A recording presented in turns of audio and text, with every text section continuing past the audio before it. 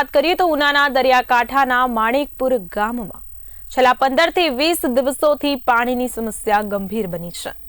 ગામમાં પાણી ન મળતા ત્રાહિમામ સ્થિતિ સર્જાઈ છે। ગામની મહિલા સરપંચના પતિ લાખા રાઠોડ પરિવાર સાથે ઉના પાણી પુરવઠા કચેરીએ પહોંચી ગયા હતા। ત્યાં તેમણે કચેરીમાં જ બાળકોને સ્નાન કરાવ્યું અને કપડાં ધોયા હતા। તેમના કહેવા પ્રમાણે ગામમાં 2 પાણીના સંપ હોવા છતાં પૂરતું પાણી ન મળતા ગ્રામજનોને સમસ્યા સર્જાઈ છે। સાથે જ ગ્રામજનોને દૂરસ્થ વિસ્તારોમાંથી પાણી ભરી લાવવું પડે છે, તો સાથે મહિલાઓ અને પશુઓ માટે પણ પાણી મેળવવું મુશ્કેલ બન્યું છે।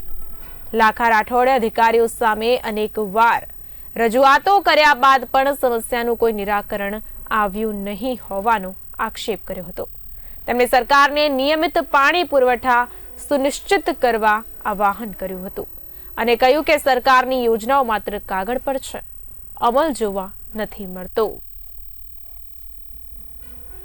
મારા ગામની અંદર આજે 15 થી 20 દિવસ થયા છે। પાણીની સમસ્યા વિકરાળ બની છે।